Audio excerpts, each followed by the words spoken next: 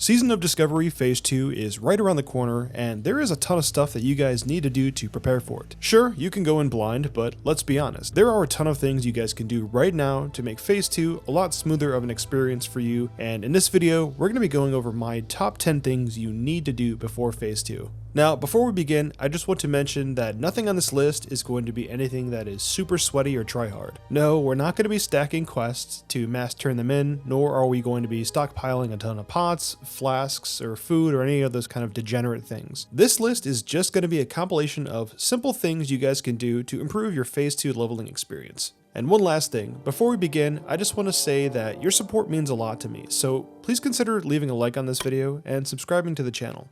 In classic WoW, flight paths are the fastest and most efficient way to travel around the world of Azeroth. And let's face it, that first run through the Barrens and Thousand Needles as an Alliance player to get to Tenaris was kind of rough. So why go through that and waste time while leveling in Phase 2 when you guys can just go out there and knock it out right now? Of all the things on this list, this is the one that I would advise players to do over anything else because of how tedious it is to try to collect all of these flight paths when you don't actually have a ground mount. Now, some of these will be a lot harder to get than others, and you may have to do a couple of corpse runs when you guys are getting chased by level 50 undeads just to make it to that flight point. But trust me, you're going to be thanking yourself in a couple of weeks when you guys have all of these flight paths already unlocked. We already know from Phase 1 that focusing on professions is important. I mean, just look at leatherworking. The wood-touched leather gloves are best in slot for almost everyone at this point. So because of that, it's not a bad idea to continue on and make sure that your professions are up to date and ready for Phase 2. While we don't know which professions are going to be required going forward, it's safe to assume that whatever profession you choose is going to be different this time around. For example, like I said, the leather gloves were best in slot for pretty much everyone, including warrior DPS. With the level cap being raised to level 40, it's safe to assume that maybe blacksmithing might be the best way to go for plate wirers. But again, we just don't know, so plan accordingly. Other than that, I would say it's probably a smart idea to max out the other professions like cooking and fishing, things like that. You never know what you're going to need to fish up to make some money or, craft your consumables for raiding or PvP. So this next one is something that still plagues me to this day, and that is deciding on a main. In the past, I've had problems where I play one character, level it up, spend a bunch of time gearing it up and, getting ready to do endgame content, but then after a couple of weeks I get bored and want to play something else. I've had this problem for years, and it's always prevented me from topping the damage meters because I'm always behind, never getting my best in slot gear, and when you're switching characters so often and not focusing on one, it doesn't give you enough time to really master that spec or class, and you just always get outshined by players that have, been playing their main for X amount of years. So what I want from you guys is to decide sooner rather than later what your main is going to be and stick with it. Now, it's okay to have an ult as a secondary, but you guys got to figure out what your main's going to be, right? And this is going to save you a lot of time and headache later down the road, trust me. I know this really wasn't a big issue in Phase 1 because leveling to 25 and getting gear really isn't that difficult, but with each phase going forward, it's just going to be a lot harder and slower. So just do yourself a favor and pick a main.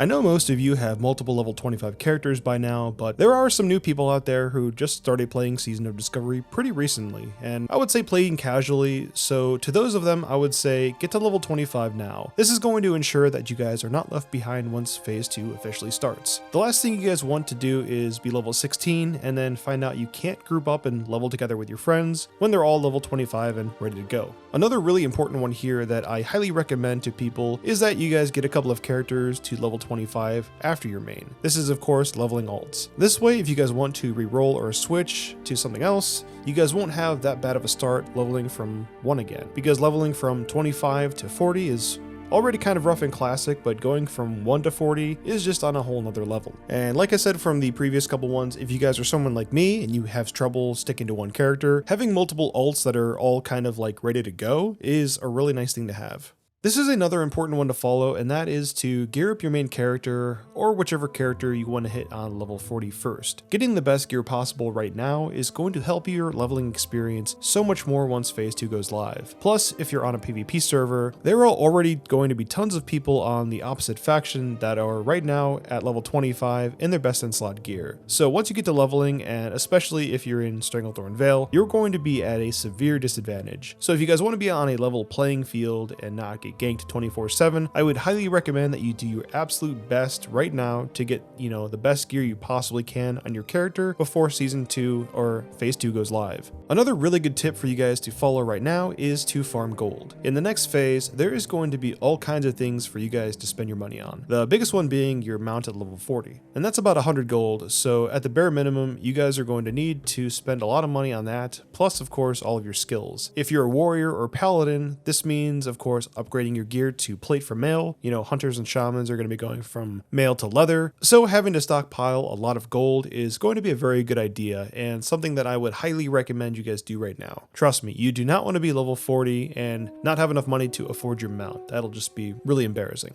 This next one kind of goes hand in hand with gearing up your main. Currently, a lot of best in slot gear comes from the PvP reputations. For Alliance, it's the Silver Wing Sentinels, and for the Horde, it's the Warsong Outriders. These factions have rewards that go all the way up to level 60, so as you level and as you go through the different phases, this faction is always going to be relevant. On top of that, you guys always want to level up your reputation with the Azeroth Commerce Authority or the Dortar Supply and Logistics. In Phase 1, they had runes for each class for you guys to get when you hit friendly with those factions, and I would imagine that as we continue on to Phase 2, there's going to be new rewards and new runes with those factions as well. Now, I don't know if that means that we're going to be getting new runes at friendly or maybe even honored, but my guess is that it's going to be a very smart idea for you to work on both of these reputations and level them up as much as you can, so that way you guys don't get blindsided in Phase 2 once we figure out what new runes are going to be available. So this next one is a little confusing to explain, but I'll try my best. And it's basically completing quests up to level 25. So what do I mean by this? Well, there is a finite number of quests that we could do in Classic WoW, and depending on,